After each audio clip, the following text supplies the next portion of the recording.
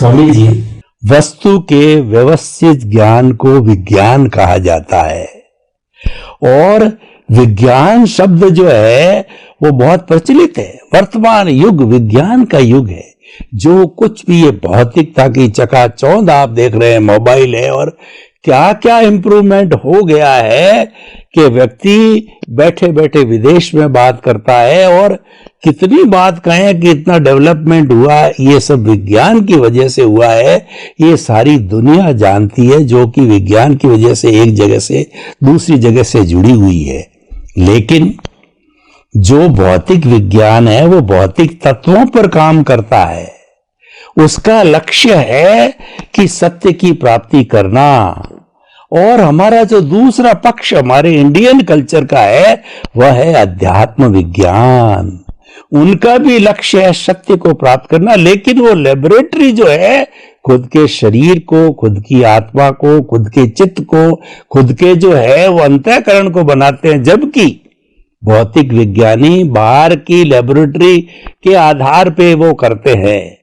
तो जैसा आप बताते हैं कि भौतिक विज्ञान का अर्थ होता है 5 तत्वों को स्वीकार करो, जड़, मोशन, रेस्ट, टाइम और स्पेस। और आप कहते हैं कि छठा तत्व को आप स्वीकार करते हो, आत्मा को, तो वो अध्यात्म विज्ञान बन जाता है 6 के कारण। तो क्या वास्तव में हम हमारे दैनिक जीवन के अंदर जो इतना बड़ा डेवलपमेंट किया हमने, उसको क्या वास्तव में अगर हम चेतन तत्व उसके साथ जोड़ दें तो क्या अध्यात्म विज्ञान बन जाएगा? वो होलिस्टिक हो जाएगा, वो संपूर्ण हो जाएगा, फिर तो कोई कमी रहनी बाकी नहीं है। तो कृपया थोड़ा ये बताइए। भौतिक विज्ञान में तो 5 तत्व की बात आती ही है और सभी साइंटिस्ट स्वीकारते हैं। और मैंने कहा कि आध्यात्म विज्ञान के अंदर भौतिक विज्ञान के 5 तत्व और आत्मा तत्व को जोड़ दोगे तो ये आध्यात्म विज्ञान हो जाएगा। तो आत्मा को जोड़ने से आध्यात्म विज्ञान कैसे हो जाता है, जो हमारे डे टू डे लाइफ के साथ वो जुड़ा हुआ है? कैसे? तो जब आत्मा तत्व की बात आएगी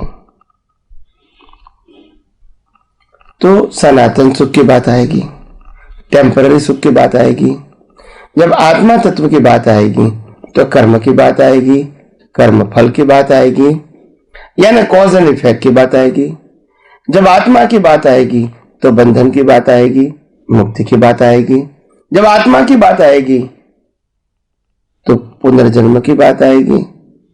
यानी हर शब्द आत्मा के आधार से जुड़ा हुआ है। अगर आत्मा नहीं है तो सनातन सुख की बात, मोक्ष की बात नहीं होगी। अगर आत्मा नहीं होगा तो कर्म और कर्मफल की बात नहीं आएगी। अगर आत्मा नहीं होता तो जन्म जीवन मृत्यु नहीं होता। अगर आत्मा नहीं होता तो चारे गति नहीं होती। तो इसीलिए आत्मा तत्व जोड़ने से ये पूरा जो साइंस एकेंद्रिय से पंचेंद्रिय, मनुष्य और चारे गति, ये सब कुछ आता है। कर्म और कर्मफल आता है, पुनर्जन्म की बातें आती है, बंधन की बातें आती है, मुक्ति की बातें आती है, टेम्पररी सुख की बातें आती है, सनातन सुख की बात आती है। और कैसे कर्म बनते हैं, कैसे कर्म फल आते हैं, वो भी आत्मा नहीं है तो कर्म और कर्मफल नहीं है। क्या कोई व्यक्ति बिना आत्मा कर्म चार्ज कर सकता है? नहीं कर सकता है। क्या कोई भी जीव बिना आत्मा की हाजिरी कर्मों के भुगतान कर सकता है? नहीं कर सकता है। अगर शरीर के अंदर आत्मा है तभी तो हम कर्म चार्ज करेंगे। अगर शरीर के अंदर आत्मा है तभी तो हम कर्मों की भुगतान कर सकते हैं। अगर शरीर में से आत्मा निकल जाने के बाद शरीर को जला दिया जाता है, क्या वो भुगतान है? नहीं है, वो तो जड़ का स्वभाव हो गया। तो भुगतान का मतलब होता है आत्मा है तभी तो आप अनुभव कर सकते हैं सुख और दुख का। आत्मा है तभी तो आप राग द्वेष कर सकते हैं अज्ञानता से।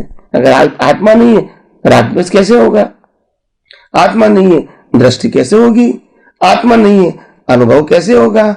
आत्मा नहीं है तो रिलेटिव सत्य का ज्ञान कैसे होगा? तो ये सब बातें आत्मा के साथ जुड़ी हुई है। तो आत्मा शब्द भले छोटा है मगर उनके साथ हजारों लाखों जीवों का कनेक्शन है। संसार और मोक्ष का कनेक्शन है। पांचों इंद्रियों के जीव, मनुष्य, देवलोक, नरकलोक जुड़ा हुआ है, पाप पुण्य से जुड़ा हुआ है, कॉज एंड इफेक्ट से जुड़ा हुआ है, पुनर्जन्म से जुड़ा हुआ है। तो ये सब बातें आत्मा आने के बाद होती है। तो यानी आत्मा शब्द को नहीं जाना, आत्मा को ही नहीं माना जाना, मतलब ये पूरा सब्जेक्ट आपका नहीं रहेगा। तो पांच जो तत्व है, जड़, गतिशय, स्थितिशय, टाइम एंड स्पेस, अगर ये ही जान लोगे तो केवल भौतिक विज्ञान आएगा, आध्यात्म नहीं आएगा, और मनुष्य के साथ जुड़ा हुआ विज्ञान भी नहीं आएगा। भौतिक विज्ञान आप समझ सकते हैं, विनाशी चीजों का बिगिनिंग, एंड और विनाशी चीजों की अवस्था का ज्ञान आप पांच तत्वों से समझ सकते हैं।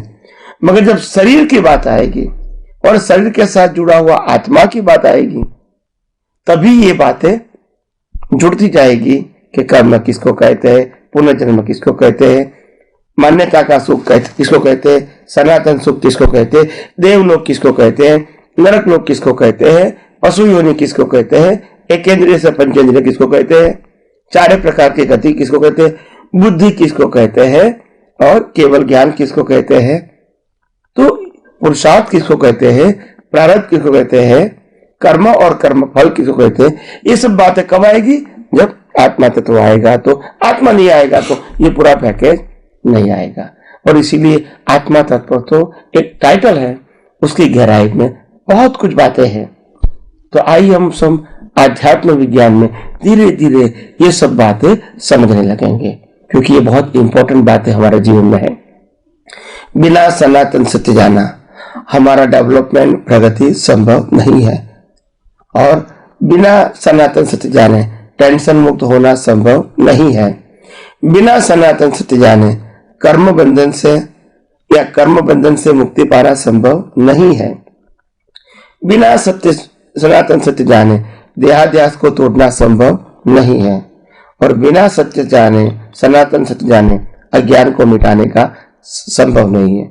बिना सनातन सत्य जाने केवल दर्शन और केवल ज्ञान प्राप्त करना भी संभव नहीं है। तो आइए हम सब यही आध्यात्मिक ज्ञान को और गौर से और डीप से जानने की, समझने की कोशिश करेंगे, और अपने ही दृष्टि को और परिपक्व, डीप और विशाल बनाएंगे।